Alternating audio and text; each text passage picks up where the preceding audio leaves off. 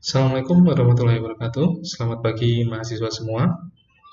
Kita masuki materi berikutnya ya tentang penyuluhan kesehatan yang akan kita bahas mengenai penyuluhan kesehatan untuk pencegahan primer, pencegahan sekunder, dan pencegahan tersier. Oke, namun sebelum kita mulai, mari kita lihat dulu iklan. Iklan untuk promosi 3M dari pemerintah. Ingat pesan ibu, tetap pakai masker, cuci tangan, Kita semua harus kompak, harus tetap semangat. untuk memutus mata rantai COVID-19.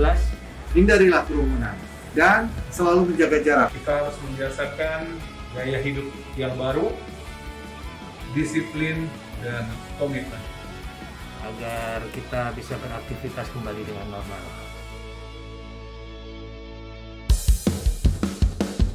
Ingat pesan ibu, pakai maskermu, cuci tangan pakai sabun, jangan sampai tertular. Ingat selalu pesan ibu, jaga jarakmu, hindari kerumunan, jaga keluargamu.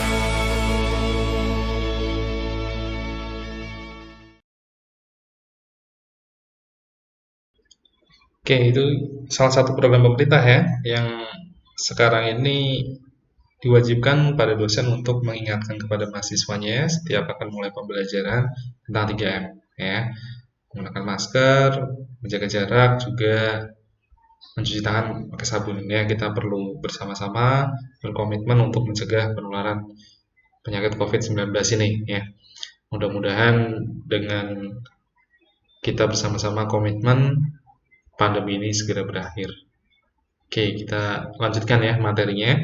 Untuk pertemuan kali ini kita akan membahas tentang apa sih definisi penyuluhan kesehatan yang saya kira mahasiswa semua sudah pernah ya mendapatkan pembelajaran tentang ini, dan juga tentang bagaimana membuat media yang baik, bagaimana menjadi penyuluh yang baik dan lain sebagainya. Namun kita akan review sedikit ya. Dan juga di dalam pertemuan kali ini kita akan membahas tentang sistem, bagaimana sistem dalam penyuluhan kesehatan, ya, bagaimana inputnya, prosesnya sampai dengan outputnya, dan juga prinsip-prinsip tentang penyuluhan kesehatan. Ya. Selain itu kita akan membahas juga apa sih sebenarnya outcome yang diharapkan dari penyuluhan kesehatan itu, dan bagaimana tentang pencegahan penyakit menular, ya, dan sampai dengan pencegahan primer, sekunder, dan tersier ya sebagai topik utama kita. Walaupun nanti kita akan membahas sedikit-sedikit karena sebenarnya ini materi yang sudah pernah dibahas ya di semester-semester awal dulu kalian mempelajari tentang dasar keperawatan ya, bagaimana tentang penyuluhan kesehatan ini. Namun kita akan lebih spesifik saat ini kita belajar tentang keperawatan komunitas, maka saya akan menyampaikannya ya berkaitan dengan apa namanya lingkup asuhan keperawatan komunitas. Oke, yang pertama, nah ini definisi saya kira mudah saja ya, bahwa penyuluhan kesehatan ini adalah penyampaian informasi, pemberian informasi, yang informasi itu bisa berupa pengetahuan, ajakan, himbauan, bahkan anjuran ya, yang ditujukan bagi individu, keluarga, kelompok, ataupun masyarakat ya. Tentu saja karena kita bicara tentang penyuluhan kesehatan, maka informasi-informasi yang diberikan adalah informasi-informasi yang terkait di dalam bidang kesehatan. Nah, penyuluhan kesehatan ini juga bertujuan untuk membentuk pengetahuan. Jadi masyarakat kita kasih informasi supaya mereka terbentuk pengetahuannya. Ya, selain pengetahuan ada juga sikap dan perilaku sehingga masyarakat ini bisa mengenal masalah kesehatannya. Ya. Mengenal masalah kesehatannya, apa sih yang terjadi pada saya, apa sih yang terjadi pada keluarganya, apa yang terjadi pada kelompoknya atau pada masyarakatnya. Ya, jadi sebelum mereka tahu bagaimana cara mengatasinya, mereka tentunya harus mengenalinya dulu gitu kan. Ini masalah kesehatan apa bukan sih? Ini kira-kira bisa beresiko untuk menimbulkan masalah atau tidak sih? Itulah definisi dari penyuluhan kesehatan ya. Jadi intinya adalah transfer informasi. Yang tujuannya adalah membuat masyarakat, individu, kelompok, serta keluarga secara mandiri mampu mengenali dan mengatasi masalah kesehatan yang mereka alami. Selain itu, penyuluhan kesehatan ini juga sifatnya adalah pendukung, ya. Pendukung atau suplemen dari program-program yang dicanangkan, ya, program-program yang ada. Jadi ada satu program, kemudian di dalam program tersebut untuk menjamin keberhasilannya maka diperlukan penyuluhan kesehatan, ya, untuk mengenalkan program, untuk memberikan informasi bagaimana menjalankan programnya, untuk menginformasikan apa nanti hasil dari programnya dan lain sebagainya. Ini dilakukan melalui sebuah penyuluhan kesehatan. Ya. Maka penyuluhan kesehatan ini juga bersifat sebagai pendukung atau dalam slide saya disebutkan sebagai suplemen, ya, suplemen dari program-program yang diterapkan, ya, di dalam masyarakat, baik dari pemerintah ataupun dari fasilitas pelayanan kesehatan lokal, ya, atau dari tenaga kesehatan sendiri itu yang punya program. Di mana program ini bisa bersifat promotif, ya, untuk meningkatkan status kesejahteraan ataupun status kesehatan masyarakat, bisa bersifat kuratif, ya, dalam rangka untuk pengobatan ketika ada masalah kesehatan, ya, ada penyakit, dan juga bersifat rehabilitatif, ya, untuk pemulihan. Nah, sasarannya yang menjadi penyuluh kesehatan tadi sudah saya sebutkan. Di sana ada individu, ada keluarga, ada kelompok maupun ada masyarakat. Ya. Penyuluhan kesehatan ini tidak hanya diberikan kepada individu yang sakit, ya. Tidak hanya diberikan kepada keluarga yang punya masalah atau kelompok atau masyarakat yang sedang mengalami masalah kesehatan. Tapi penyuluhan kesehatan juga bisa diberikan pada orang-orang yang sehat, ya kan? Atau orang-orang yang berisiko, atau mungkin orang-orang yang sudah punya tanda dan gejala sebuah penyakit. Ya. Jadi nggak cuma orang yang sakit aja, tapi orang-orang yang sehat juga diberikan penyuluhan kesehatan.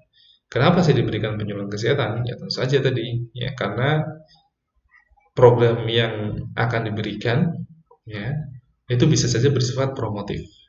Tentu saja itu diberikan pada orang-orang yang masih memiliki status kesehatan yang optimal. Maka penyuluhan kesehatan yang diberikan tentu saja, ya, sasarannya kepada individu, keluarga, kelompok maupun masyarakat yang sehat. Ya. Pemberian penyuluhan kesehatan terhadap individu ini biasanya lebih banyak dilakukan di itu ya rumah sakit, ya, karena di rumah sakit orang yang sakit satu orang dalam artian individu dia, ya, menghadapi masalah itu secara individual, ya, tidak bareng-bareng di rumah sakit, maka penyuluhan kesehatan ini lebih banyak dijalankan. Tapi apakah kemudian di keluarga, di kelompok dan masyarakat tidak bisa? Bisa, gitu ya. Cuman karena di sana individu, ya, di dalam keluarga itu maupun di dalam kelompok dan di dalam masyarakat individu adalah bagian dari sistem, maka nggak efektif, ya, nggak efisien, bukan nggak efektif, nggak efisien kalau kita melaksanakan penyuluhan kesehatan individu per individu orang satu-satu, gitu ya. Jadi lebih banyak individu itu dilakukan penyuluhan kesehatan ketika dia berada di rumah sakit, ya, atau di klinik. Tapi kalau dia berada di dalam keluarga, dia di dalam kelompok, dia di dalam masyarakat, ya penyuluhannya secara berkelompok, ya, secara kolektif dengan anggota keluarga yang lain atau anggota masyarakat yang lain. Karena nggak efisien ntar kalau kita bicara satu ke bapaknya dulu, nanti lagi penyuluhan ke ibunya, nanti lagi penyuluhan ke anaknya, dan seterusnya. Kalau keluarga ini punya anak 5, lama ntar perawat nggak pulang-pulang, ya. Jadi sasaran penyuluhan ini, gitu ya, individu lebih banyak dilakukan di klinik. Ketika kita melakukan di keluarga, ya individu ini kita pandang sebagai bagian dari keluarga, ya, dari sistem di keluarga, maka kita melakukan penyuluhannya adalah penyuluhan secara kekeluargaan. Kemudian berikutnya, untuk sistem dalam penyuluhan kesehatan ini, yang namanya sistem itu ada inputnya, ada prosesnya, dan juga ada outputnya. Ya.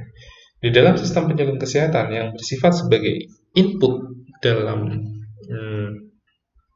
sistem penyuluhan itu disebut dengan program. Ada program, ada materi, dan juga ada media. Ya. Kemudian yang menjadi prosesnya, di sini ada sasarannya, ada sumber dayanya, juga ada penyuluhnya. Ya, tenaga kesehatan dalam hal ini adalah perawat komunitas yang bertugas sebagai penyuluh. Kemudian outputnya adalah status kesehatan keberhasilan program. Ya.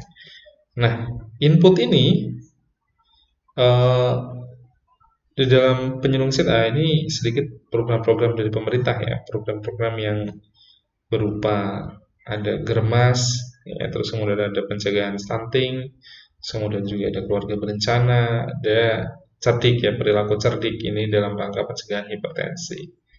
Padahal materi kita tentang pencegahan menular ya kan, tapi saya punya gambarnya, punya posternya tentang itu ya, itu contoh aja ya, contoh aja tentang input di dalam program di dalam penyuluhan kesehatan. Kita kembali lagi ke dalam inputnya tadi. Ini kan saya ke pencet. Input di dalam sistem penyuluhan kesehatan diantaranya yang pertama adalah program. Ya, tadi contoh-contohnya adalah program-program yang seperti itu. Program ini menjadi landasan atau awal mula munculnya penyuluhan kesehatan. Salah satunya adalah program. Misalkan pemerintah melihat sekarang yang sedang menjadi pandemi adalah COVID-19. Maka pemerintah menjalankan program apa? Tadi misalkan ya, program germas untuk pencegahan COVID atau program 3M tadi kita dengarkan di awal, program 3M untuk mencegah COVID-19. Maka dengan adanya program ini adalah starter awal mula-mula disusunnya program penyuluhan kesehatan. Jadi penyuluhan kesehatannya semuanya akan berfokus sesuai dengan topiknya. Topiknya apa? Topiknya dari program ini. Ya, tadi misalkan 3M, program 3M. Maka penyuluhan kesehatannya tentang apa? Ya, penyuluhan kesehatannya tentang bagaimana menggunakan masker, bagaimana menjaga jarak, bagaimana mencuci tangan dengan sabun dan sebagainya. Itu yang diberikan dalam konteks penyuluhan ya, berupa materi, berupa pengetahuan, berupa himbauan, berupa ajakan ya, agar masyarakat mau mengikuti program ini. Kemudian berikutnya juga inputnya adalah materi. Nah, ini materi tadi, klik ya. Jadi yang namanya penyuluhan kesehatan, materinya itu benar-benar harus diatur dengan baik supaya berhasil ya, perawat komunitas dalam melaksanakan penyuluhan kesehatan benar-benar efektif dan efisien penyuluhan yang dilakukan, ya, benar-benar berhasil. Maka materi yang disampaikan itu harus memperhatikan 4 aspek ini diantaranya. Yang pertama adalah relevansinya. Relevansi terhadap apa? Ya, pertama relevansi terhadap kebutuhan. Ya.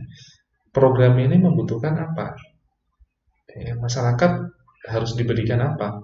Diberikan pengetahuan, diberikan ajakan tentang apa, diberikan himbauan tentang apa, dan sebagainya. Itu kemudian kita sebut dengan relevansi. Ya. Relevansi yang pertama adalah terhadap kebutuhan. Kemudian relevansi sasarannya. Ya. Sasarannya siapa nih? Ya, misalkan tadi kita 3M. Sasarannya siapa? Maka orang-orang yang beresiko untuk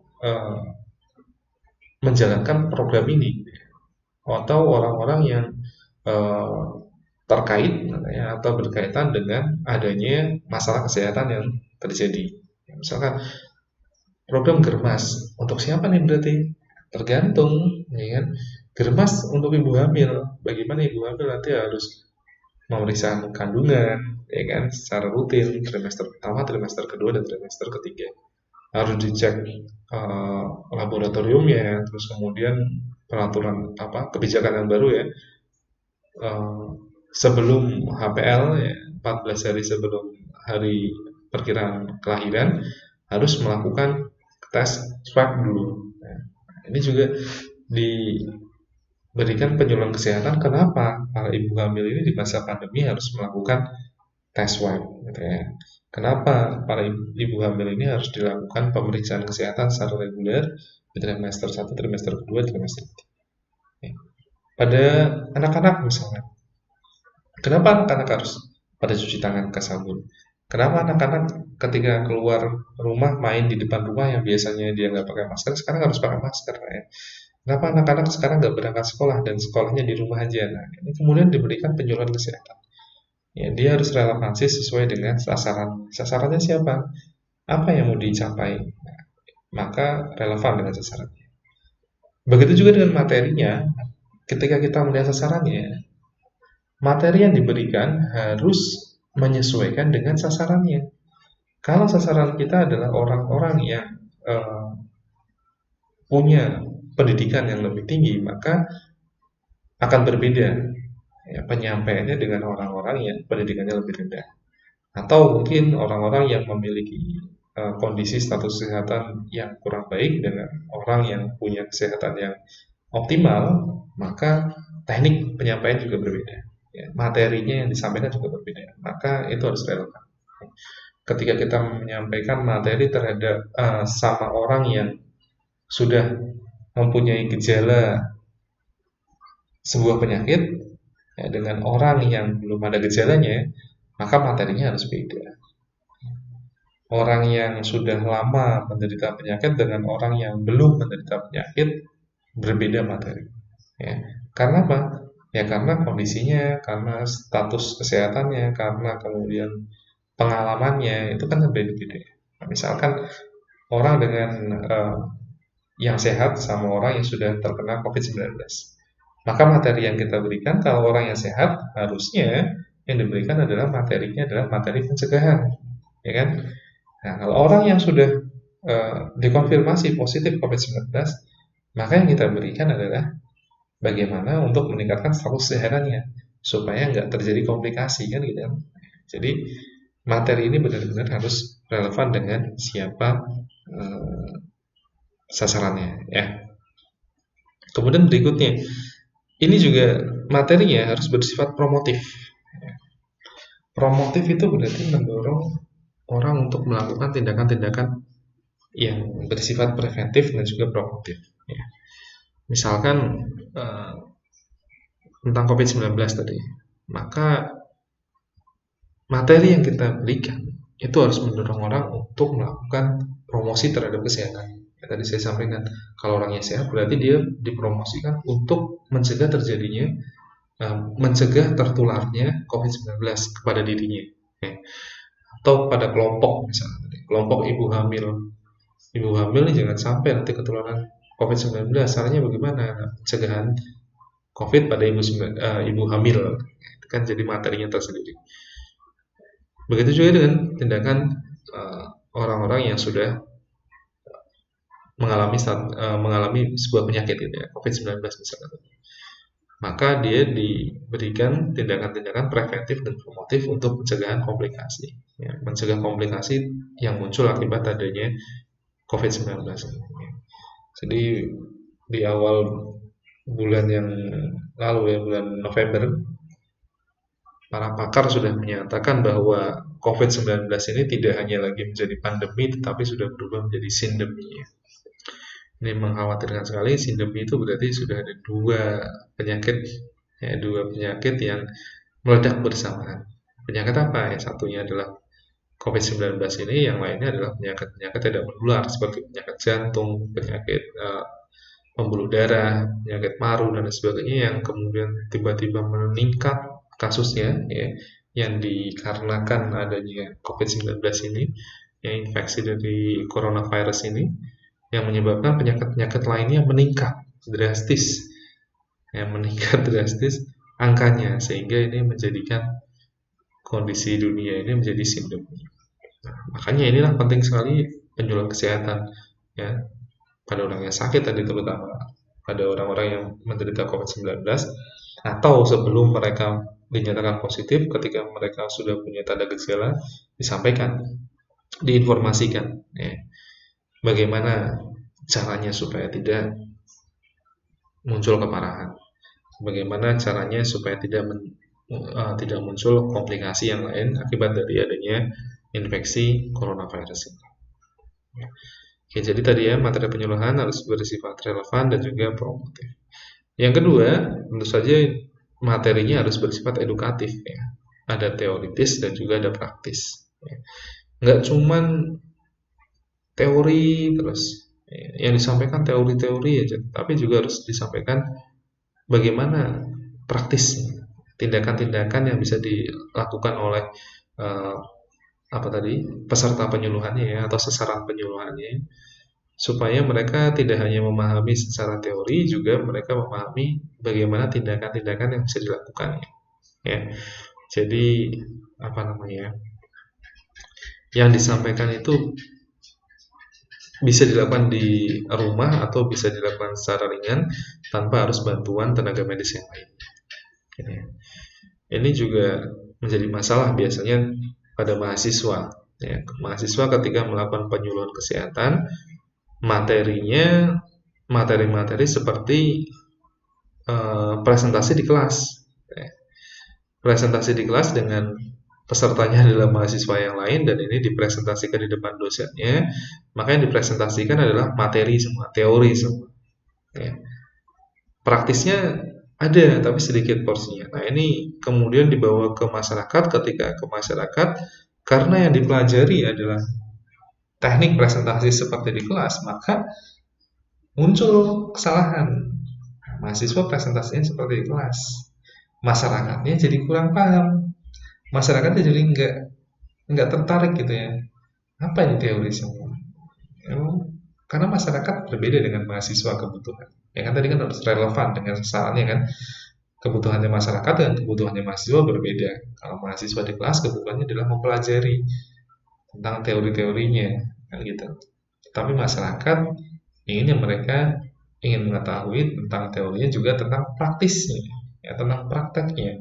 Bagaimana cara mengatasinya secara praktis di rumah, bisa dilakukan di rumah. Masyarakat bisa dilakukan di lingkungannya dengan mudah, dengan gampang, tanpa harus ada bantuan tenaga medis dan sebagainya. Ya, jadi ini kesalahan yang sering terjadi pada mahasiswa.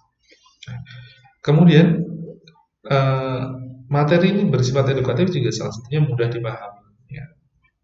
Jadi jangan pakai istilah-istilah yang rumit. Ya.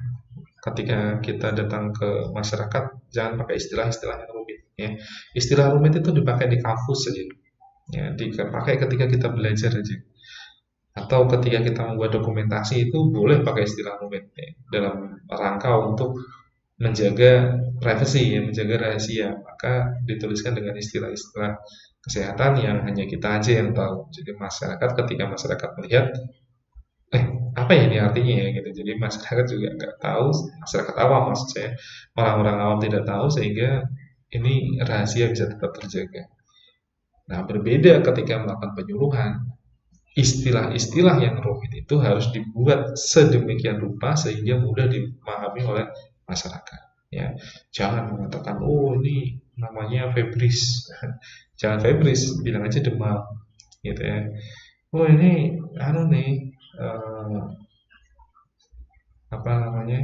dekomkordis, jangan pakai dekomkordis. Ya, bilang aja, oh ini ada masalah di jantung, ya, mengalami kegagalan fungsi jantung, ya, misalkan seperti itu. Ya.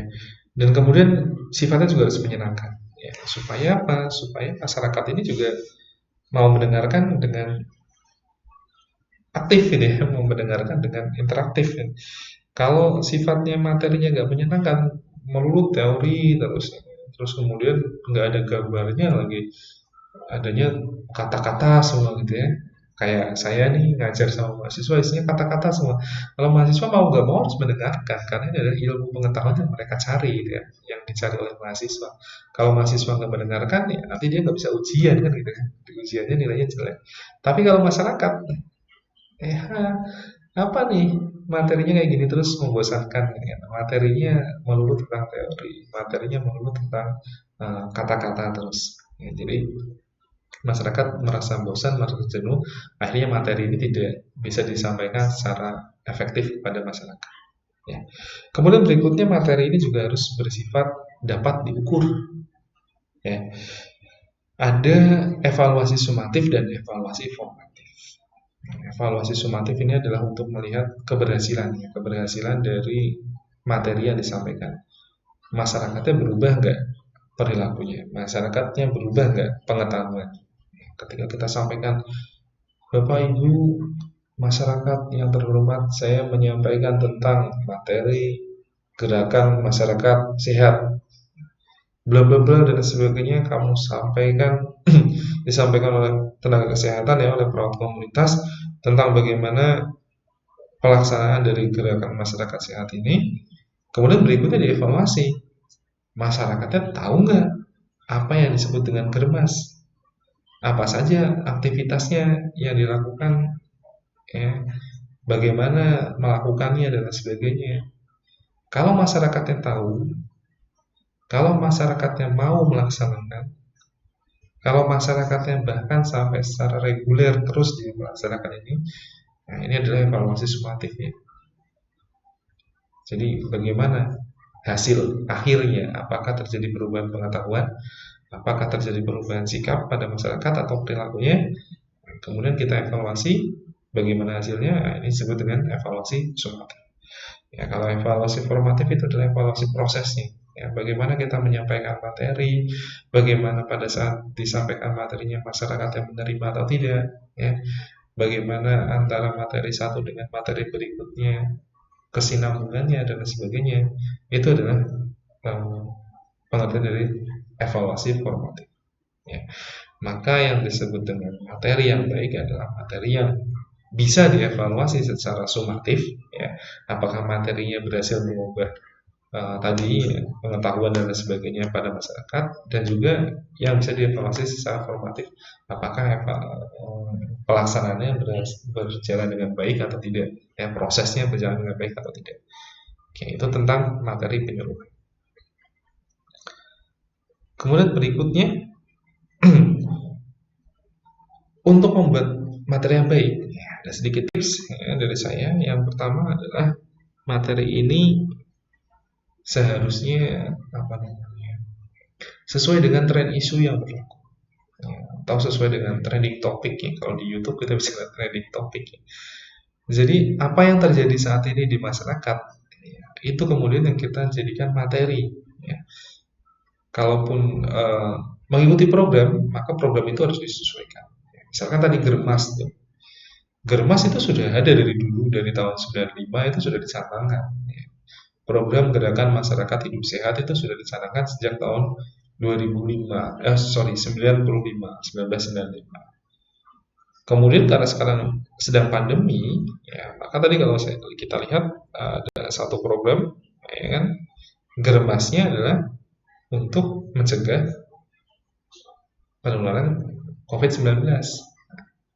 Maka ini kemungkinan besar orang akan senang mendengarkan, ya, walaupun mereka sudah tahu tentang germas, tapi germas ini dikemas lagi, ya, germasnya dikemas lagi dalam bentuk, ya, atau dalam rangka untuk melaksanakan pencegahan virus corona, ya, atau pencegahan COVID-19. Maka orang akan mendengarkan kembali bagaimana kok germas bisa dipakai untuk mencegah virus corona.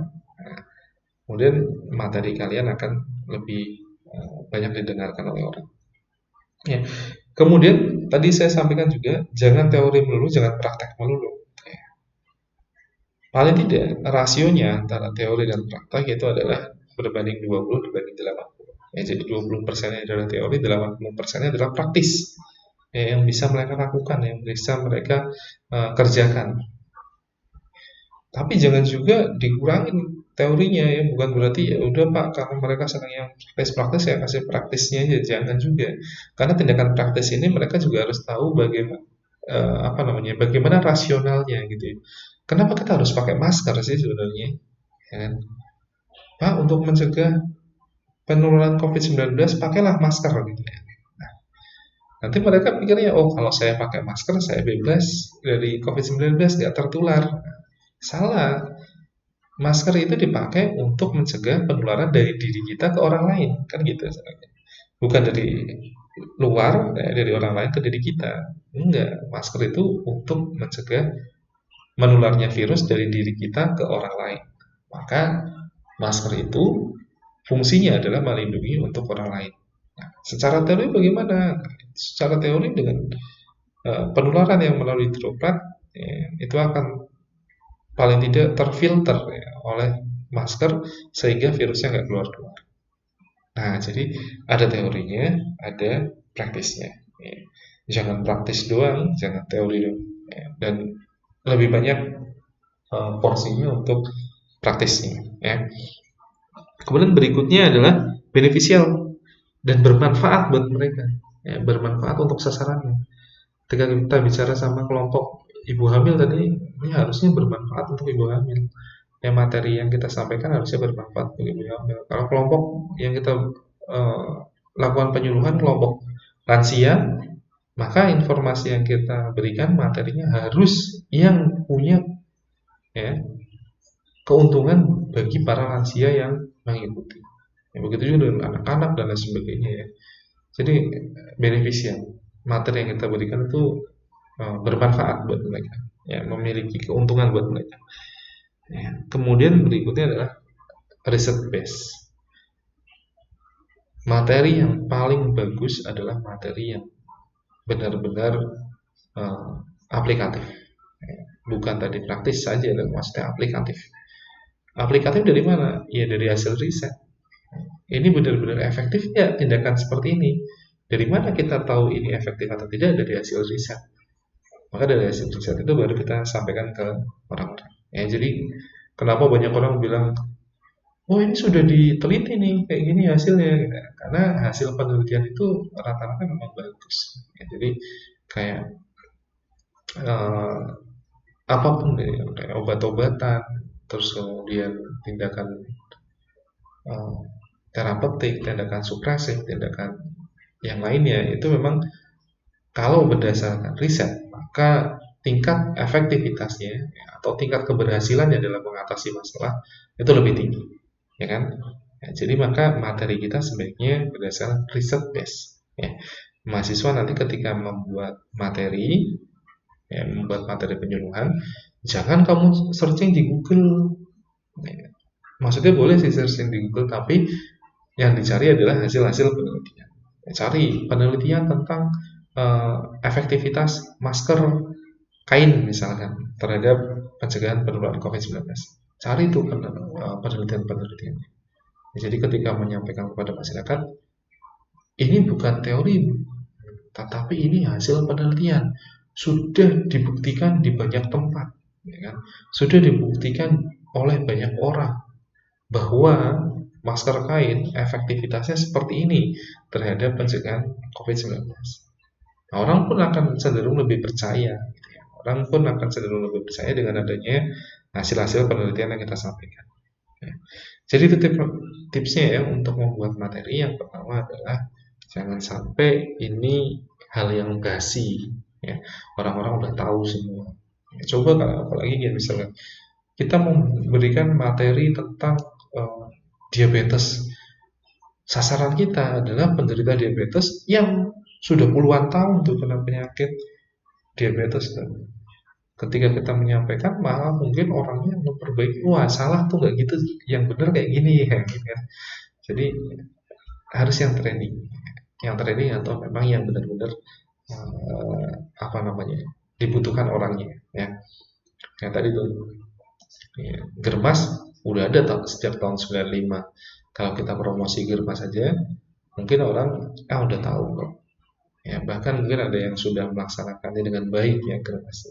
Tapi ketika kita Germas ini dikaitkan dengan pencegahan COVID-19, maka ini akan menjadi sesuatu yang baru. Orang nanti akan berpikir, oh ini menarik untuk diikuti. Ya. Kemudian tadi ya, jangan teori melulu, tetapi juga ada praktisnya dan perbanyak porsi praktis. Ya. Oke, kita lanjutkan lagi. Prinsip-prinsipnya, yang pertama tadi tepat sasaran ya, jelas ya. Kalau kita mau bicara tentang program KB, maka sasarannya adalah pasangan usia subur. Kita KB penyuluhan kesehatannya sama para jomblo, ya nggak cocok. Kita KB program KB kita penyuluhannya sama anak-anak SMA, anak SMP, ini nggak cocok. Ya. Maka penyuluhan KB itu ya cocoknya pada pasangan-pasangan usia subur gitu ya, masyarakat ibu-ibu PKK gitu ya misalkan, atau mungkin para pekerja ya, yang masih usia subur dan sebagainya. Jadi harus tepat sasaran.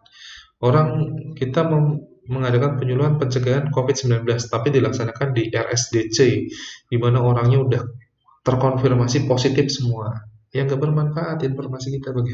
Ngapain dicegah orang saya udah positif? Harusnya bagaimana saya mengobati diri saya gitu ya. Jadi harus tepat sasaran. Yang kedua adalah penguasaan materi oleh penyuluh. Ini juga berkali-kali terjadi masalah pada mahasiswa. Ya, ketika mahasiswa sudah percaya diri dengan ilmu dan pengetahuan yang dimiliki, ya, sehingga mahasiswa tidak lagi membuka buku, tidak lagi melihat hasil-hasil penelitian ataupun data-data terkini, ketika ke masyarakat, masyarakat bertanya yang kadang-kadang nyeleneh gitu ya. Nyeleneh itu dalam artian tidak pernah dipelajari sebelumnya di kampus. Ya, ilmu-ilmu yang tidak pernah dipelajari sebelumnya di kampus. Ya, misalkan kayak gini nih, kayak dulu pernah ada mahasiswa yang presentasi ya pada saat praktek di komunitas. Kemudian masyarakat bertanya,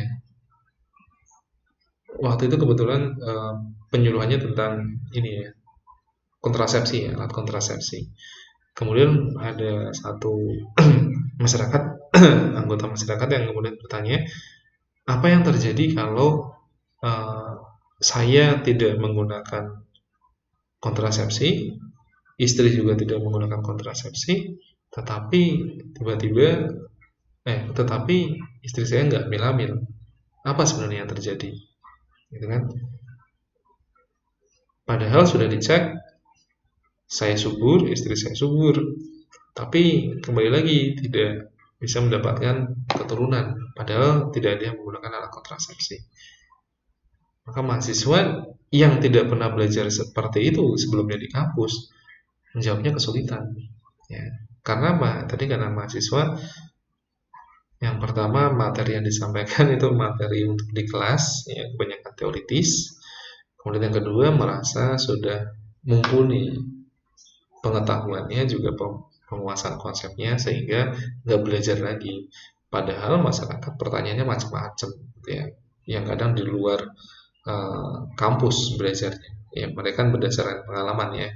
Bahkan mungkin orang-orang yang lebih senior, lebih tua, mereka punya konsep yang jauh lebih lebih aplikatif ya dibandingkan dengan yang ada di kampus yang kebetulan tidak dipelajari oleh mahasiswa ya, atau penyuluh kesehatannya.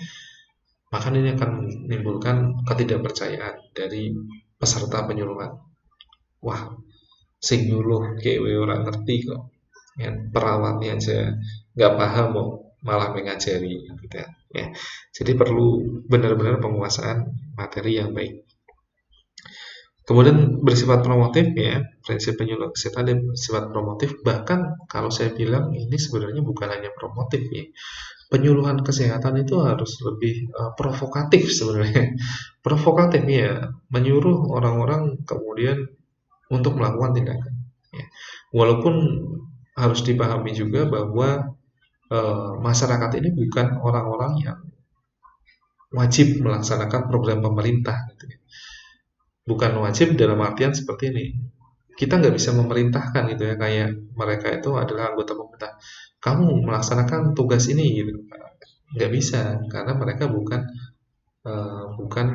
anggota pemerintahan ya, mereka adalah masyarakat. Maka kita biasanya adalah menghimbau masyarakat untuk menggunakan masker, wajib menggunakan masker. Ya, seperti sekarang ini kita lihat deh fenomenanya, orang penggunaan masker sudah ada dendanya, ya sudah ada sanksinya, tapi tetap saja dia melanggar, tapi tetap saja ada yang tidak menggunakan masker. Kenapa masalahnya? Apa yang menjadi masalah di sana? Ya, mungkin karena mereka belum pernah dilakukan penyuluhan kesehatan, atau mungkin penyuluhan kesehatannya sudah sering ya, kita sudah sering banyak lihat leaflet, banyak spanduk, banyak baliho, di TV juga bolak-balik disetel ya, di YouTube, di Facebook, segala macam, di media, bahkan lewat SMS tuh ya, si Satgas COVID-19 tuh lewat SMS ke HP masing-masing, tapi mungkin tidak bersifat provokatif gitu ya. Nah, nanti kita akan pelajari lagi kenapa kita harus provokatif ya. Nanti kita lihat di slide-slide berikutnya. Kemudian berikutnya dapat dievaluasi. Ya, tadi saya sampaikan ya, bisa dievaluasi. Ada nggak perubahannya setelah kita melakukan penyuluhan kesehatan? Harusnya bisa kita lihat bagaimana perubahan-perubahan perilaku yang ada di masyarakat. Kemudian berikutnya sustainable. Bikin penyuluhan kesehatan jangan sekali. Penyuluhan kesehatan itu harus berkali-kali, series. Ya, kita lihat aja pemerintah gitu ya, nggak cuma sekali dia memberikan informasi tentang penggunaan masker, cuci tangan, pencegahan, menjaga jarak dan sebagainya. Itu nggak cuma sekali. Media dia banyak bikin media, ya kan? Mulai dari media cetak, media elektronik gitu ya, ada semuanya yang temanya sama. Ya. Lebih bagus lagi kalau ini sifatnya adalah serial, jadi berseri. Sekarang membahas tentang masker, kemudian berikutnya seri berikutnya membahas tentang cuci tangan, ya, seri berikutnya membahas tentang jaga jarak. Nah, kenapa dibuat serial? Karena supaya pemahamannya satu persatu gitu ya, membentuk ininya dulu, kemudian nanti membentuk ininya, nanti membentuk ininya lagi. Ya, jadi satu persatu. Ya, alat kontrasepsi gitu. Kita bicara nggak langsung sampai tiba-tiba program KB 2 anak cukup, enggak. Ya, serial. Kita bikin dulu bagaimana tentang kekuatan membangun keluarga sejahtera.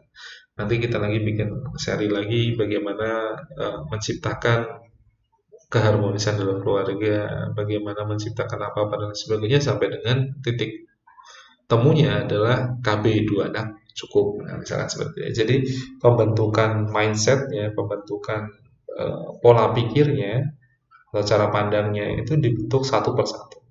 Ya, jadi ini kenapa prinsipnya adalah sustainable, supaya tetap terjadi perubahan yang kontinu gitu ya, continue.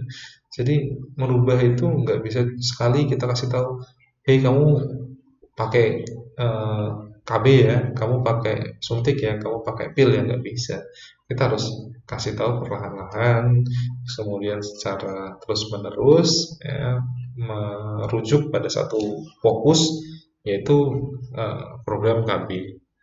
Nah itu ya, jadi prinsipnya seperti itu. Ya, jadi harus tepat sasaran, ya, terus kemudian juga materinya harus benar-benar dikuasai oleh perawatnya, perawat komunitas, supaya materinya itu bisa ditekankan, ya, bersifat promotif, kemudian dapat evaluasi dan juga bersifat sustainable, ya, berkelanjutan.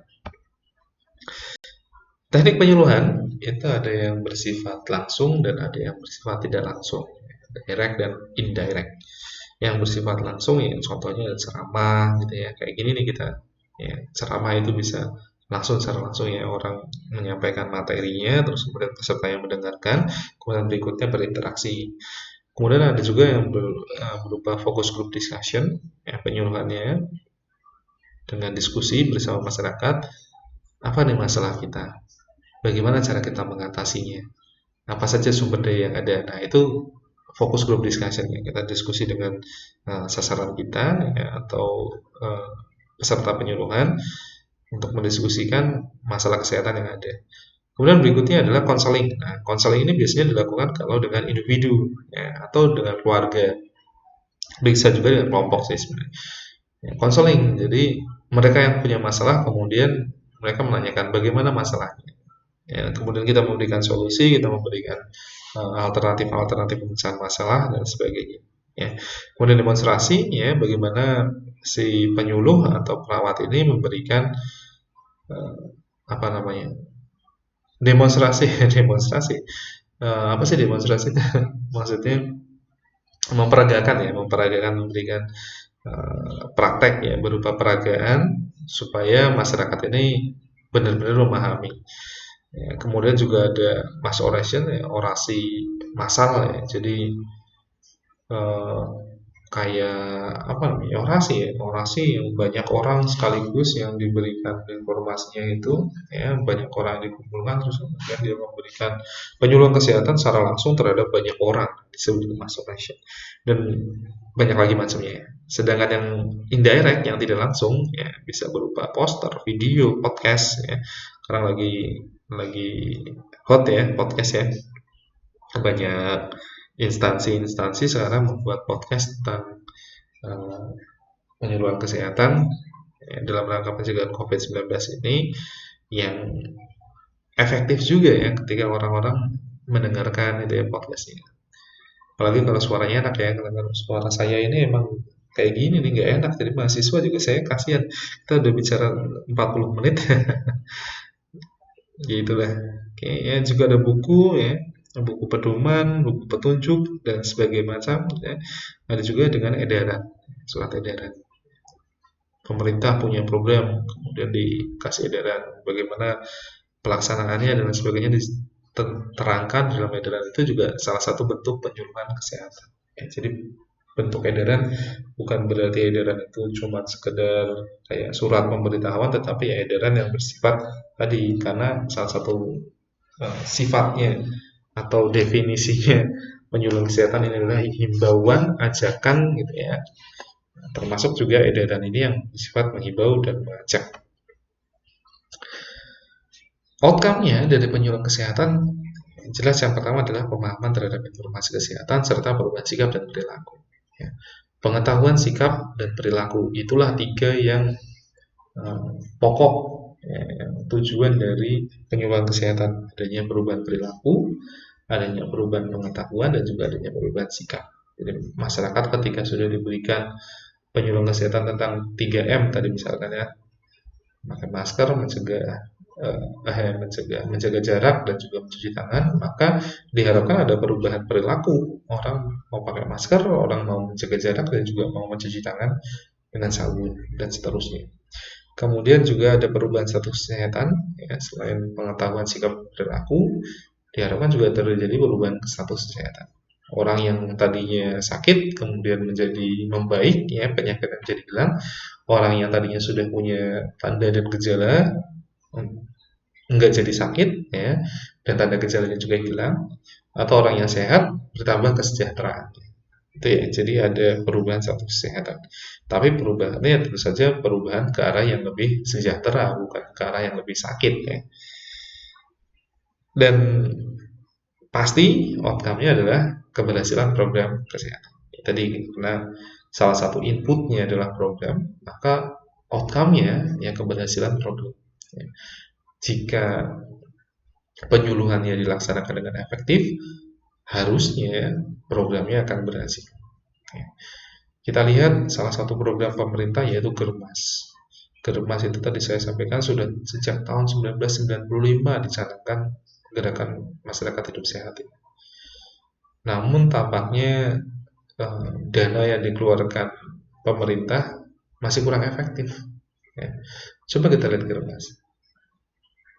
Aktivitas fisik misalnya, aktivitas fisik yang sekarang ini 30 menit ya, 30 menit per hari minimal.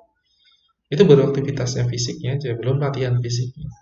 Tapi masyarakat jarang tuh yang bisa secara reguler gitu ya untuk melaksanakan itu. Belum lagi kalau kita bicara tentang rokok.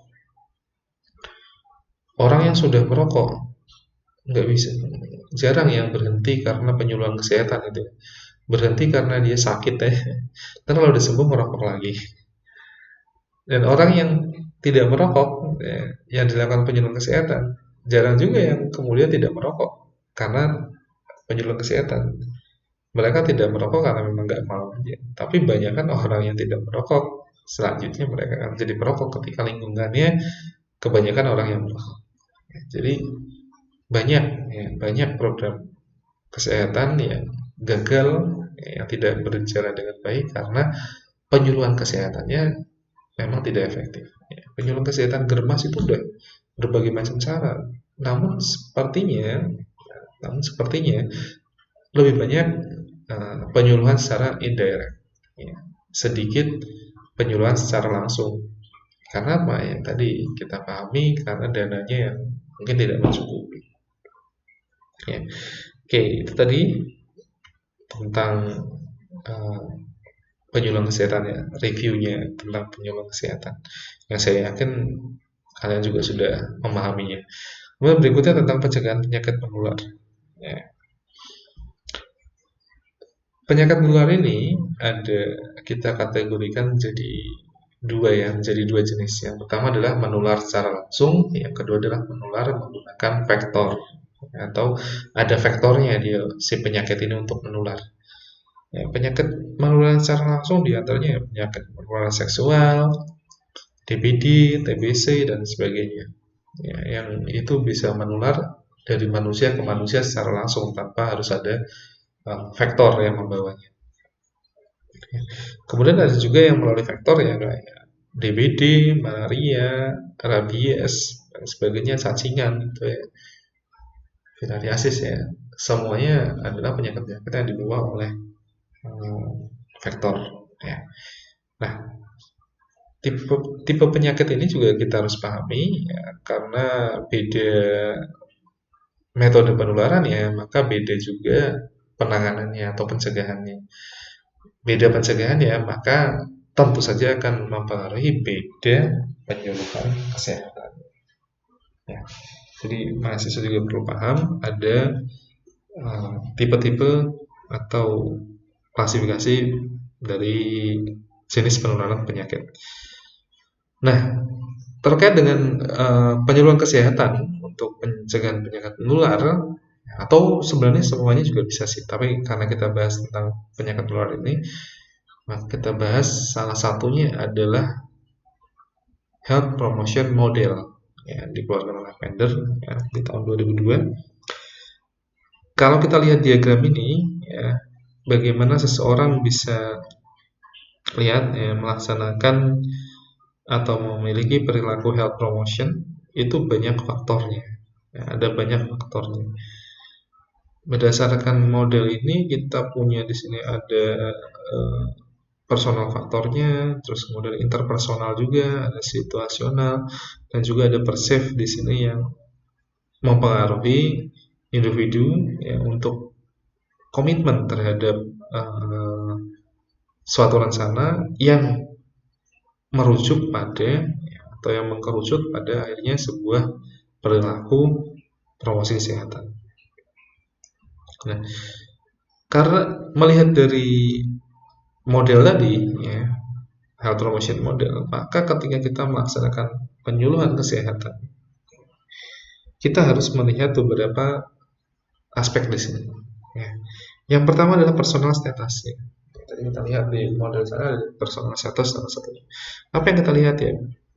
Bio, psikososial, kultural, dan spiritual ya, atau religionnya. Jadi perawat itu kan sudah disampaikan harus melihat manusia secara utuh, ya, dimensinya utuh. Ada dimensi biologisnya, ada dimensi psikologisnya, ada sosial kultural, dan juga religionnya, ya, atau spiritualnya. Maka ketika kita melaksanakan penyuluhan kesehatan, kita harus memperhatikan orang ini lagi sehat apa lagi sakit, ya kan? Orang ini kebiasaannya seperti apa, dia punya budaya yang seperti apa, ada nggak budaya yang bertentangan dengan bidang kesehatan, ada nggak budaya-budaya yang bisa kita gunakan ya, atau kita bisa modifikasi supaya kesejahteraannya meningkat dan seterusnya. Ya, jadi kita harus benar-benar memberikan perhatian yang pertama adalah pada dimensi manusia sendiri, ya, secara bio, psikososial, kultural, dan spiritual. Kemudian dari perceive-nya, ya, perceive itu apa namanya ya? Penilaian terhadap dirinya, gitu. Dia merasa seperti apa. Ya, ada perceive benefit. Dia merasa kalau dia melakukan perilaku health promotion ini, ya, yang kita lakukan penyuluhan ini, dia akan mendapatkan benefit atau tidak. Ya, dia akan mendapatkan keuntungan atau tidak dari perilaku health promotion tadi yang kita berikan penyuluhan. Ya. Kemudian perceive barrier. Ada nggak kira-kira yang dia pikir ini menjadi kesulitan untuk dia untuk melaksanakan perilaku promosi kesehatan? Wah, saya itu kalau disuruh pakai masker susah ya, soalnya saya nggak punya uang untuk beli masker. Nah, ini adalah barrier ya, hambatan untuk dia melaksanakan promosi kesehatan. Kemudian ada juga perceive susceptibility, kerentanannya terhadap suatu penyakit. Bapak pakai masker ya, kenapa kita harus pakai masker untuk mencegah COVID-19? Tetapi dia merasa dia tidak rentan untuk terkena COVID-19. Lah, saya ini sudah tua dan di rumah aja kok, nggak kemana-mana.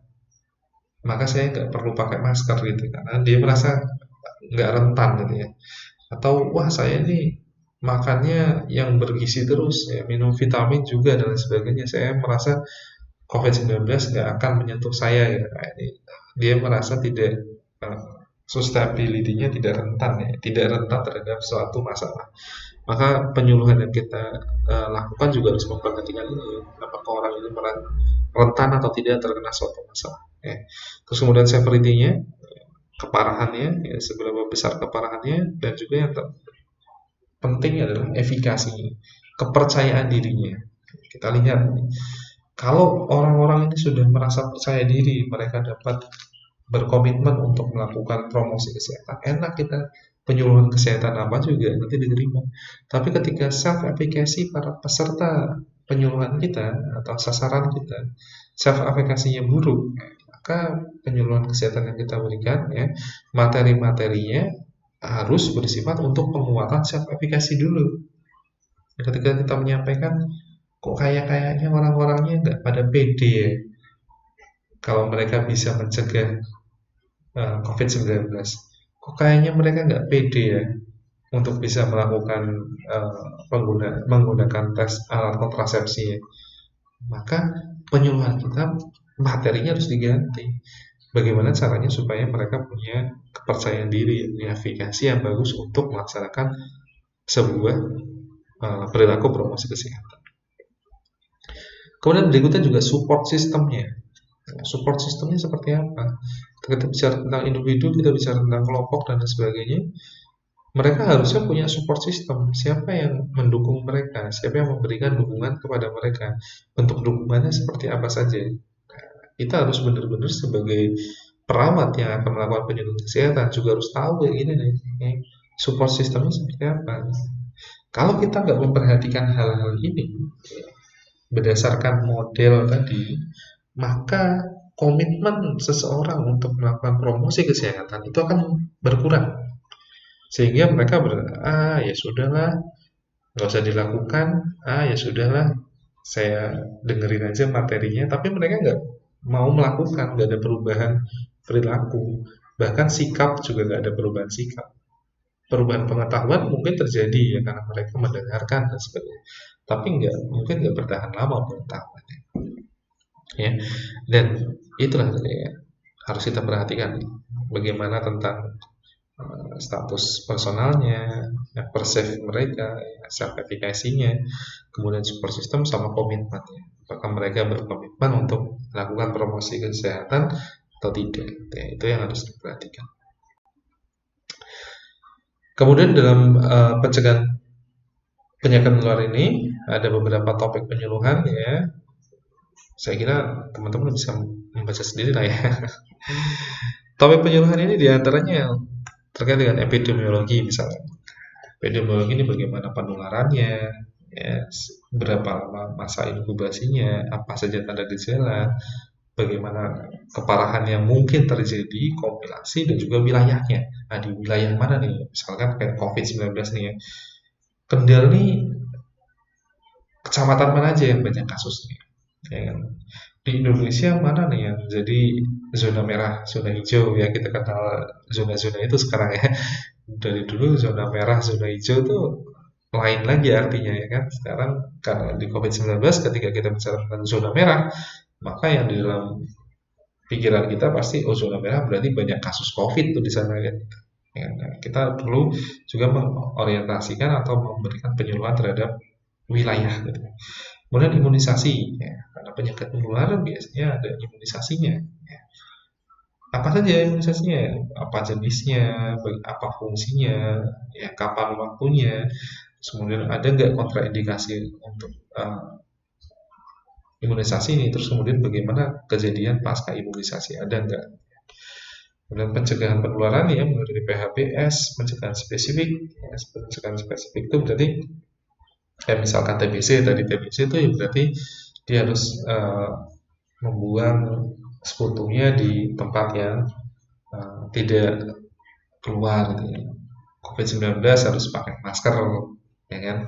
Terus kemudian apalagi dan seterusnya, pencegahan yang spesifik terhadap penyakit-penyakit tertentu. Deteksi dini, sistem pelaporan dan seterusnya. Ya, saya kira teman-teman bisa membaca sendiri tentang apa saja topik penyuluhan yang bisa dilaksanakan ya ketika kita bicara tentang penyakit menular. Kemudian berikutnya kita bicara tentang pencegahan primer, sekunder, dan tersier. Pencegahan primer ini diberikan pada orang-orang yang status kesehatannya masih sejahtera. Ya, jadi tidak ada tanda-tanda gejala, tidak ada faktor resikonya. Ini kita berikan pencegahan primer. Pencegahan primer bisa apa saja bentuknya. Ya, kita lakukan penyuluhan tentang PHBS, penyuluhan tentang imunisasi, deteksi dini, juga pencegahan penularan. Ya, ini ketika orang-orang yang masih berada pada status kesehatan yang sehat, nggak ada faktor resikonya, nggak ada tandanya, nggak ada gejalanya, yang belum ada muncul apapun. Kemudian pencegahan sekunder. Pencegahan sekunder ini adalah dilakukan pada orang-orang yang punya tanda gejala atau dia punya faktor resiko. Ya, kalau COVID-19 berarti dia punya pernah berhubungan dengan orang yang kena COVID-19, ya, atau dia sudah mulai batuk-batuk, sudah mulai ada demam dan sebagainya. Nah, ini kita melakukan penyuluhan dengan pencegahan sekunder. Apa saja penyuluhan yang bisa kita berikan? Ada perbaikan nutrisi, ya, jadi orangnya suruh makan makanan yang sesuai dengan kebutuhannya, ya, diet tinggi protein misalkan atau diet tinggi kalori dan lain sebagainya, ya, sesuai dengan kebutuhan dietarinya. Kemudian suplemen tambahan, ini kita berikan juga apa saja suplemen tambahan yang dibutuhkan, ya, vitamin apa saja, vitamin A, vitamin C, vitamin D dan seterusnya yang dibutuhkan sesuai dengan kondisinya saat itu. Ya. Kemudian aktivitas dan latihan fisik yang dilakukan secara reguler, ya, apa saja yang bisa dilakukan, ya, di dalam rumah ataupun di luar rumah, ya. Untuk aktivitas fisik apa saja, latihan fisik juga apa saja yang bisa dilakukan. Kemudian juga pencarian bantuan kesehatan. Ya, dikasih tahu juga, kadang orang juga nggak tahu kan. Waduh, saya panas nih sekarang badannya, saya harus cari bantuan kemana nih? Ke dokter umum kah? Ke klinik kah? Atau ke satgas COVID kah? Dan sebagainya. Nah, itu kita harus berikan juga penyuluhan tentang bagaimana pencarian kesehatan. Berikutnya pencegahan tersier yang terakhir adalah pada orang-orang yang sudah mengalami kesakitan atau orang-orang yang sudah selesai sakitnya, ya, atau pada masa rehabilitasi. Ya.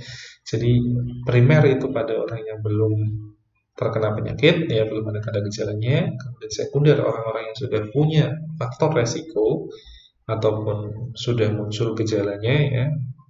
Dan untuk pencegahan tersier itu ada orang-orang yang sudah sakit ataupun orang-orang yang sudah dalam fase rehabilitasi.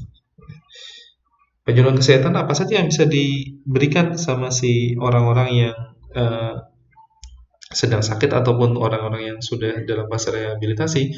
Ya, bagaimana pengobatannya, ya, penyuluhan tentang rehabilitasi dari penyakitnya, pencegahan keparahan, penanganan komplikasi dan tindakan-tindakan terapeutik yang diberikan kepada si orang-orang ini, ya, pada masyarakat, kelompok dan lainnya yang terkait dengan penyakit. Ya, tindakan-tindakan terapeutik itu banyak, ya, tergantung dari penyakit di masyarakat sekarang. Misalnya saya melihat tim satgas itu juga kurang etik, ya, ketika dia menjemput pasien COVID-19. Saya lihat itu dia datang pakai ambulannya dibunyikan lagi sirenenya, turun lagi pakai APD lengkap gitu, kayak astronot, ya. Menjemput satu orang di perumahan misalnya. Ya, dijemput satu orang yang gigir satu perumahan, ya, karena yang jemput serem banget, pakai mobil ambulans, sirenenya bunyinya kencang, yang turun pakai baju astronot lagi. Jadi yang sakit satu orang, yang cemas sekampung, yang menimbulkan keresahan sendiri. Maka orang-orang ini perlu diberikan tindakan terapeutik, ya, diberikan penyuluhan tentang tindakan terapeutik. Bapak Ibu, besok kalau ada orang yang datang dijemput pakai ambulans dan sebagainya, tidak usah khawatir, gitu, ya.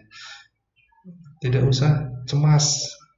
Wah, kok di kampung saya sudah ada yang kena COVID, wah, kok ini kampung saya ada yang seperti ini dan sebagainya. Tidak perlu cemas. Mari kita jaga diri masing-masing, kesehatan masing-masing.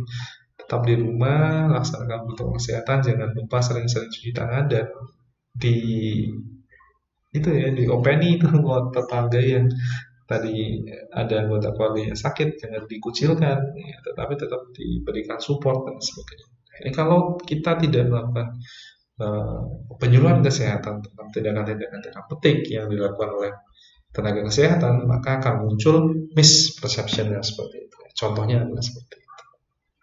Oke, 1 jam lebih kita sudah bicara, ya. Ini slide terakhir dari saya, yaitu tentang tema-tema riset atau area riset yang bisa dilakukan pada terkait dengan pencegahan penyakit menular. Ya, di antaranya ada kerentanan masyarakat, ya, bagaimana sekarang masyarakat apakah statusnya mereka rentan terhadap penyakit-penyakit tertentu, ya, penyakit-penyakit menular, baik yang secara langsung maupun yang melalui vektor, ya. Kemudian bagaimana pola pencegahan yang ada di masyarakat, serta faktor-faktor apa yang mendorong mereka untuk mau mencegahnya.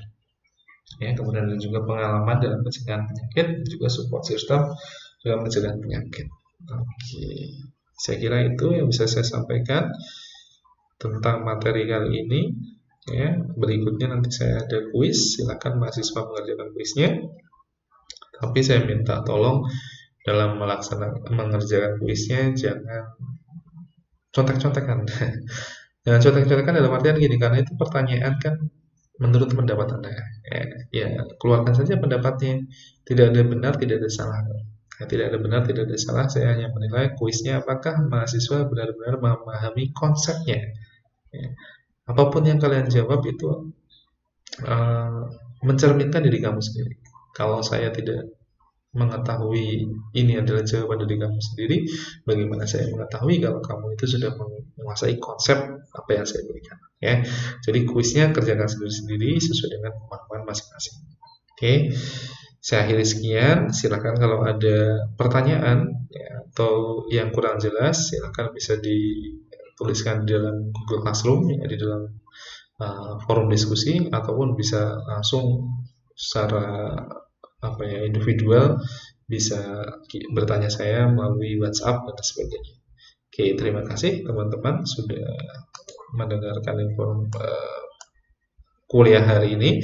Semoga apa yang saya sampaikan bisa dipahami dengan mudah. Terima kasih. Mohon maaf apabila ada salah-salah kata. Assalamualaikum warahmatullahi wabarakatuh.